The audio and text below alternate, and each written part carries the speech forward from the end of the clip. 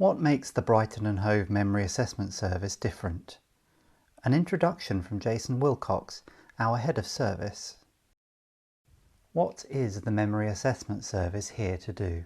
The Memory Assessment Service is a clinical and support service that's integrated, and our service purpose is written from the patient's perspective, and that's to help me and my loved ones get the care I need to live my life well.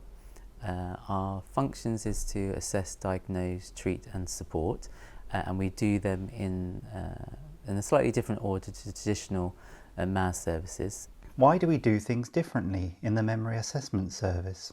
Our service went through transformation in 2017 when we undertook a systems thinking approach to memory assessment service, and prior to that we were commissioned to be a clinical model first and then deliver post-diagnostic support, and what our systems thinking process did was put patients at the heart of our view and their loved ones, and then we brought the experts in the system, who were the people who worked in the service every day, and our commissioners, to really ask people what was important to them, what they needed, and how might we then meet the need.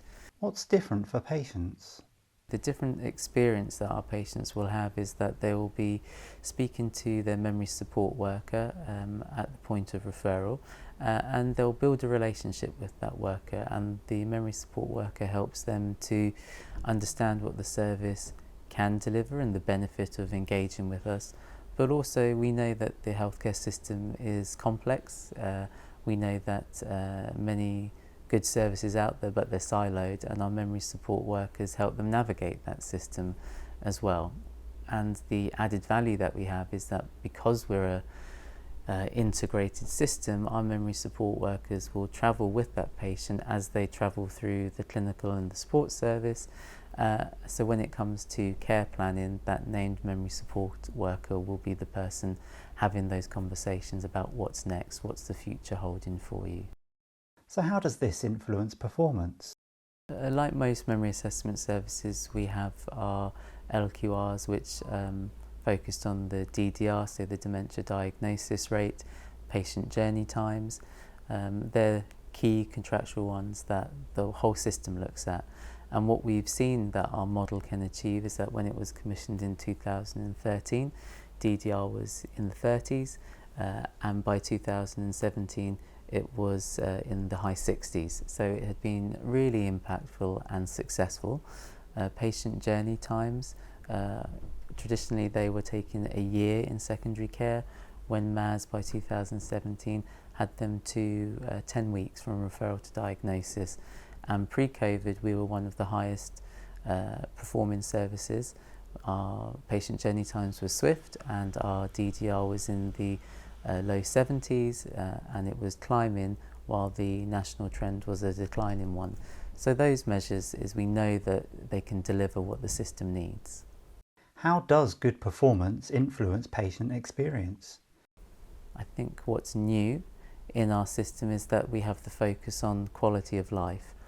And for us as a provider, what's the point of diagnosing people if you're not going to be helping them in their quality of life and providing treatment and care?